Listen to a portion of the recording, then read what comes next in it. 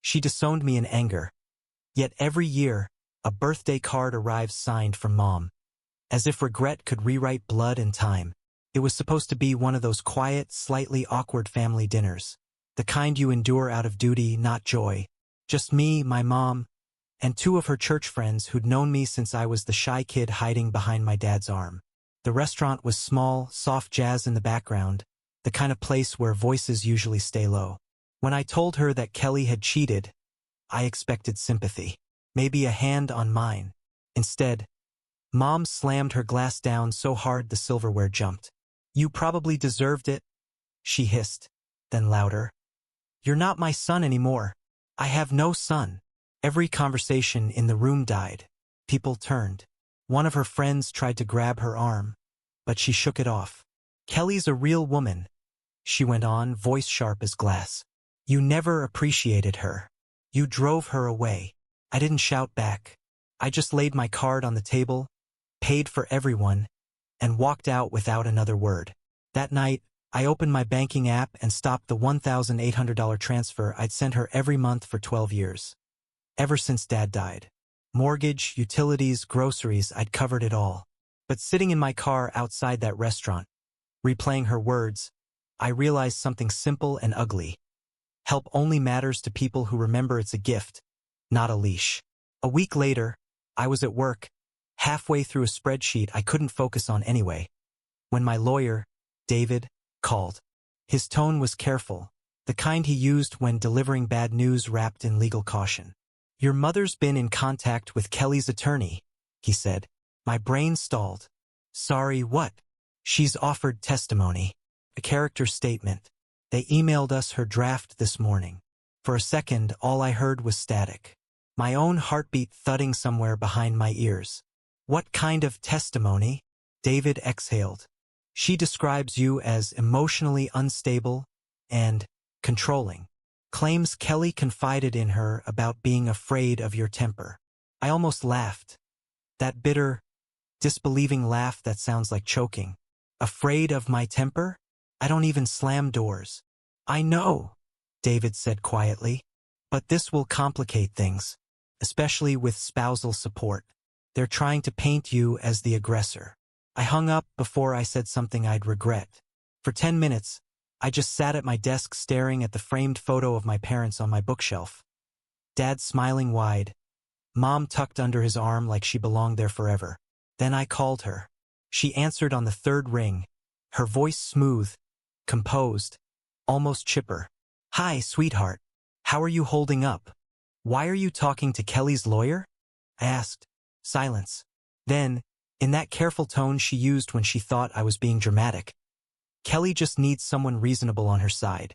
You can be intense sometimes." "Intense," I said slowly. "She cheated on me, Mom. She made a mistake. Maybe she was unhappy." That moment hit harder than Kelly's betrayal. Kelly had broken my trust. My mother had rewritten reality. "You think I drove her to it?" "I think," Mom said gently, "relationships are complicated. You work too much. You don't listen when people tell you they're hurting." Kelly was lonely. The nerve in my jaw twitched. "And so you decided to help her destroy me in court?" She sighed. That weary, long-suffering sound that made me feel 16 again. "Don't exaggerate. I'm just telling the truth." I hung up without another word. For 3 nights, I couldn't sleep. I replayed every memory of her since Dad died. The times I'd driven across town to fix her roof, pay her taxes, sit with her during storms. The woman who once called me the only man who never left was now volunteering to testify against me. David warned me to stay calm. "We'll challenge her credibility. Blood doesn't make her an expert witness," he said. But even he looked uneasy. Then came the kicker. Kelly's attorney filed a motion attaching my mother's written statement. I read it that night, sitting alone at the kitchen table. It was 10 paragraphs of quiet assassination. "He can be unpredictable. He raised his voice when stressed. He isolates himself. I worry for Kelly's emotional safety." I thought nothing could surprise me anymore, but reading my own mother describe me like a ticking bomb made my hands shake. The next morning, my sister, Laura, called. You know Mom's telling everyone you're losing it, right? Said you're obsessed with money and control. Money? I almost laughed. I paid her bills for 12 years. I told her that, Laura said. She said you used money to make her feel small. That was when it clicked. This wasn't about Kelly or the divorce. This was about power. About a woman who'd lived half her life depending on me and couldn't stand losing her grip when I finally pulled back. I stopped answering her calls.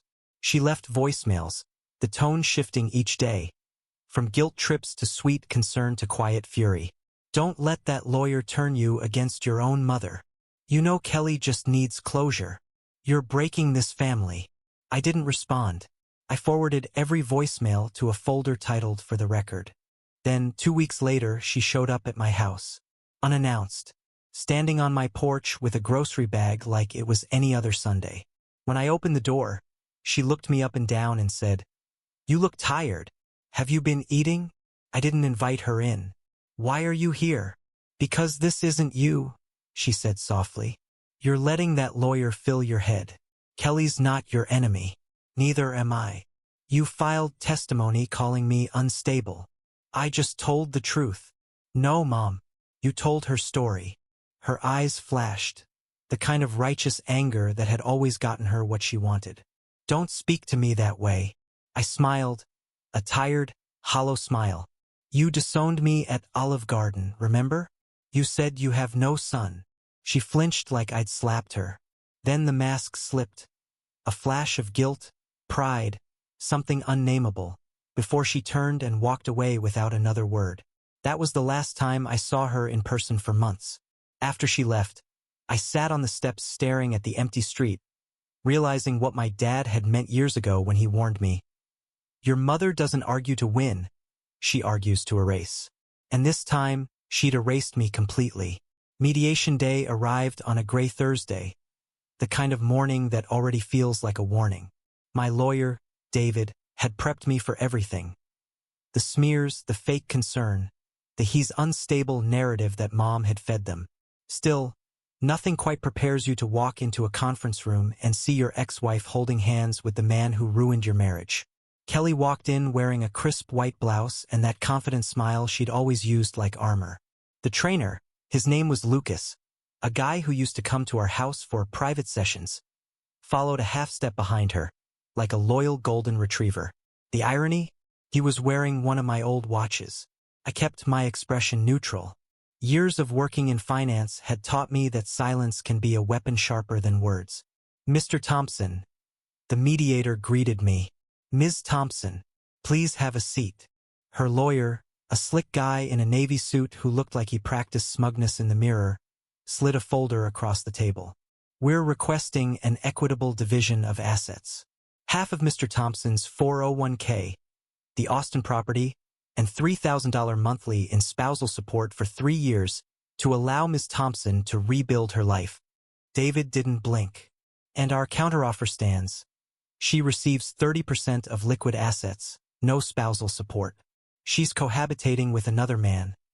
By her own admission, in her own Instagram posts." Kelly's eyes flickered. "That's not relevant." "It's entirely relevant," David said smoothly. "And Your Honor." He nodded toward the mediator. "We have evidence she withdrew over $28,000 in unaccounted transfers from their joint account in the months leading up to separation." Kelly's lawyer shuffled papers, trying to pivot. "We'd also like to introduce a character statement from Mr. Thompson's mother."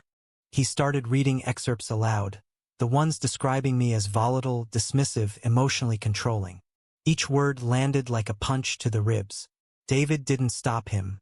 He waited until the end, then asked the mediator calmly, "Would the court like to see the accompanying text thread between my client and his mother dated the same week?" He slid his tablet forward. On it, Mom had written, "Don't worry, sweetheart. I'll say what I have to say to help Kelly. You'll thank me later when things calm down." The mediator's eyebrows lifted. Kelly's lawyer tried to recover. "That doesn't negate the substance of her concerns. It negates her credibility," David said. "She was collaborating with the opposing party while financially dependent on my client. It was surgical. By the time the lunch break hit, Kelly's lawyer had stopped using Mom's name entirely. Then came karma's encore. When the forensic accountant's report dropped, it showed Kelly had been siphoning small personal transfers from our joint checking for over a year, gas, salon visits, home expenses that didn't match any receipts, about $31,000 total. The mediator's tone turned cold. Ms. Thompson, can you explain these withdrawals? Kelly shifted in her chair. Those were for household needs.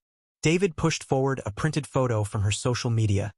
Kelly in Tulum, holding a cocktail with the caption "Solo Trip, Self-Care Week, worth every penny." Silence stretched long enough to taste. The judge wasn't impressed. Given the cohabitation, the unexplained transfers and questionable witness statements, the court sees no basis for extended spousal support. Mr. Thompson will retain the boat, primary home equity, and 2 investment accounts. Ms. Thompson will receive 25% of remaining liquid assets.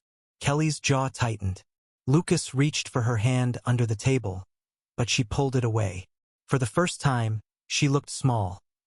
Not the glamorous, empowered version she'd been pretending to be, just small. When it was over, I thanked David, shook his hand, and walked out of that courthouse lighter than I'd felt in years. That evening, I drove to the lake, the one where I'd proposed to Kelly 6 years ago. The air smelled of pine and rain. The same boat she'd once called a stupid money pit rocked gently against the dock. I untied it, took it out just far enough to feel the quiet. The sunset was bleeding orange into the water. For the first time in a long while, it didn't hurt to look at something beautiful alone. Then my phone buzzed. Unknown number. I almost ignored it, but something made me answer. "Hi, honey." Mom's voice tentative, sugary. "I didn't want to bother you, but the bank called. I'm behind on the mortgage again. I thought maybe you could." I didn't let her finish. "You told me I'm not your son," I said evenly. "Maybe your daughter Kelly can help you." There was a small, shocked inhale. Then silence. I waited 1 second, then ended the call. I didn't block her number, not out of mercy, but because I wanted her to know I was choosing silence. That she could call every day and still get nothing. Later, David texted, "You handled yourself with class today. That's what wins in the end." Maybe he was right. But sitting there under the fading sky, I didn't feel like I'd won anything. I just felt clean, like something toxic had finally been drained. And sometimes that's enough. A month after the divorce papers were stamped and filed, I got a notification from an old joint bank account I'd forgotten to close, the one I used to send Mom her monthly support. The balance was $0. Then another alert popped up. Foreclosure notice, residential property on Hawthorne Drive. I didn't need to check the address. I knew. A week later, my sister Molly called. I could tell she'd been crying before she even said hello. "She lost the house," she said between shaky breaths. "They came this morning. Sheriff's notice. Locks changed. Everything." I leaned back in my chair, rubbing my temples. "She didn't make the payments? She stopped paying 3 months ago. Said you'd take care of it like always." That old, bitter laugh escaped before I could stop it. "Yeah, well, that ship sailed." "Please," Molly whispered. "She's moving in with us. Just until she figures things out." "Molly, I've sent her over 250 grand since Dad died. I covered every shortfall, every overdue bill, every roof leak and medical copay. You know how many times she said thank you?" Silence. Then softly, "I know, but she's still our mom." "She's your mom," I said, voice calm but cold. "I'm just the son she disowned in public." There was nothing more to say. For a while I heard nothing. No calls, no texts. The quiet was unsettling but peaceful. Then, 3 months later, Molly called again, this time in the middle of the night. "She's destroying my marriage," she said, voice trembling. "Ethan can't take it anymore. She criticizes everything. How we parent, how we eat, how we spend money. She told Ethan he's not real man material." I pinched the bridge of my nose. "She's always been like that, Molly. I thought she'd changed after Dad died. I thought she was just lonely." "She's not lonely," I said. "She's addicted to control. And when you don't let her run your life, she burns it down. There was a pause. Then, quietly, "Now you understand." A week later, an envelope showed up in my mailbox. No return address, but I recognized the handwriting instantly. My mother's perfect, slanted cursive, the same she used on every birthday card and Christmas tag since I was a kid. I sat at the kitchen table staring at it for a full 10 minutes before opening it. 5 pages, written on lined paper torn from a yellow legal pad. The ink pressed hard into the fibers, like every word had been carved instead of written. It started with guilt. "You've become cold. Money has hardened you." Then came nostalgia. "You used to call me every Sunday. You used to laugh." Then the pivot, blame. "You let that lawyer turn you against your own family. You chose pride over love. You owe me for all those years I raised you alone after your father died." By page 3, it turned into a ledger of martyrdom. "Do you remember who washed your uniforms, who cooked for you when you worked nights, who stayed up when you were sick? You act like I'm a burden. You wouldn't even have that house if I hadn't pushed you to buy it." There wasn't a single word of apology. Not one sentence that even hinted at accountability. Just a lifetime of emotional debt she expected me to pay forever. I stopped halfway through page 4, stood up, and walked to the shredder in my office. Watched the pages disappear into thin strips. The sound was oddly satisfying, mechanical, final. For the first time, I didn't feel guilty. Not even a little. Molly called again 2 days later, sounding exhausted. She says she's going to move into one of those senior apartments. Says she'll never speak to us again. I could hear the unspoken hope in her voice. Like maybe I'd tell her to convince Mom otherwise. Instead, I said, "Then maybe it's finally peaceful for both of you." "Do you ever miss her?" Molly asked quietly. I thought about it. About Sunday phone calls. About the way she used to hum while making coffee. About how grief had slowly rewritten her into someone unrecognizable. "I miss who she was," I said. "Not who she became." After we hung up, I sat in my living room surrounded by a silence that used to hurt, but now felt like oxygen. The house I'd once shared with Kelly was half empty. Most of her furniture gone, the echo of footsteps still faint in the halls. But it didn't feel lonely anymore, just mine. That night, I pulled out an old photo album from the closet. One from when Dad was still alive. There was a picture of the 3 of us on the porch of that same house on Hawthorne Drive. Me holding a toy boat, Mom smiling, Dad's arm around her. For a second, I let myself remember that version of her before bitterness became her religion. Then I closed the album, slid it back on the shelf, and turned off the light. The next morning, I went to work like nothing had happened. Because, in a way, nothing had. The woman who raised me had been gone for years. The foreclosure, the letter, the silence, they were just the paperwork catching up. 8 months passed like quiet weather. No storms, no apologies, just the steady hum of distance. Mom had taken a job as a part-time cashier at a grocery store in town. My sister said she spent most of her shifts telling coworkers and anyone who'd listen that her ungrateful son had abandoned her. She turned every conversation into a sermon about betrayal, how she sacrificed everything and got nothing back. I didn't respond. I didn't correct the narrative. Let her paint me as the villain if it made her feel powerful again. I'd lived too long trying to manage her story. Kelly, meanwhile, had come full circle. Word got around that the trainer dumped her 2 months after the divorce settlement. Apparently, he'd found someone younger, someone who still believed his startup fitness brand pitch. She'd moved back in with her parents and was posting cryptic Instagram quotes about healing and resilience. "Sometimes God removes people for your protection." One caption read, right under a photo of her at brunch with a mimosa. The irony didn't sting anymore. It just existed.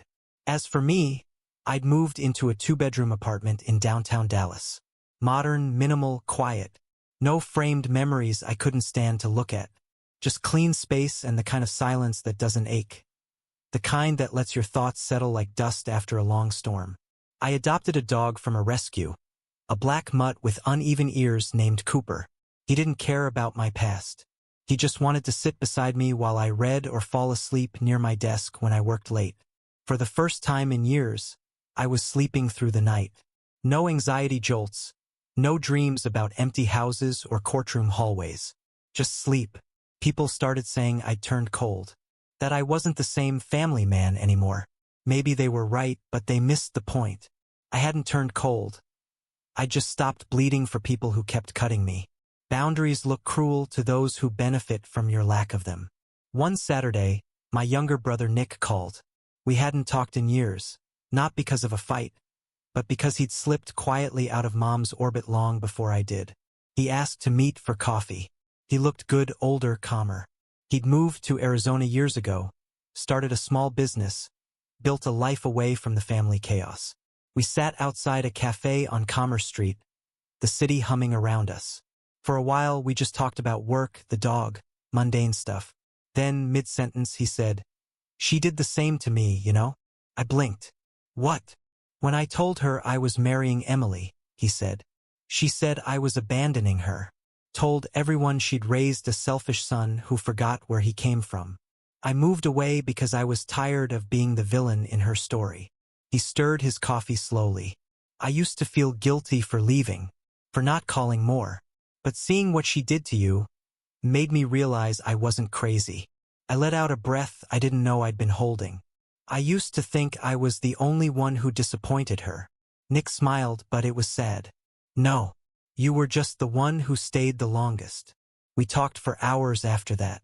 About Dad, about the way Mom twisted grief into a weapon. About how both of us spent half our lives trying to earn love that was always conditional. When we finally stood to leave, Nick clapped my shoulder and said, "You did the right thing, man. Don't let anyone tell you different." That night, walking Cooper along the river walk, I thought about everything I'd lost, and realized most of it had been poison disguised as family. Mom's house was gone. Kelly's marriage ambitions had evaporated. My old life, the dutiful son, the accommodating husband, had burned to ashes. And what was left? A small apartment, a loyal dog, a few true friends. Silence, but not the hollow kind. This silence was full, thick with something I hadn't recognized before. Clarity. I didn't miss the noise, the guilt, the endless explanations. I didn't miss being the repairman for everyone else's wreckage. For the first time, peace didn't feel like exile. Felt like home. I used to believe family meant unconditional love. Now I understood the truth. It's supposed to, but only if both sides honor the love part. Mom would probably never change. She'd keep telling her story, rewriting me as the villain.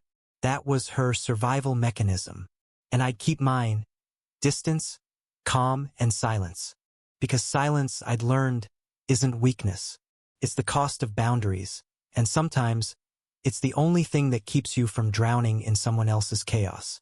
A year to the day after the restaurant scene, the night she screamed she had no son, a small envelope appeared in my mailbox. No return address, just my name in that familiar slanted cursive I hadn't seen in months.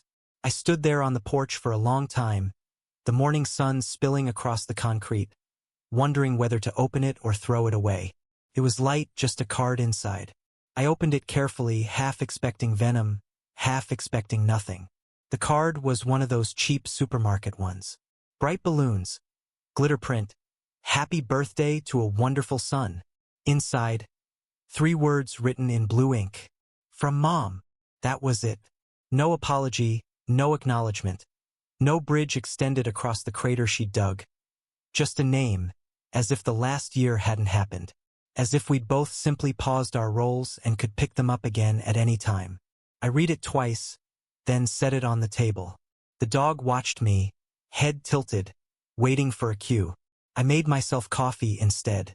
For a moment, I tried to imagine the version of me who would have called her after getting that card. The one who'd still been hungry for her approval, who would have read meaning into the smallest scrap of affection. I didn't recognize that man anymore. I didn't throw the card away. I didn't keep it out either.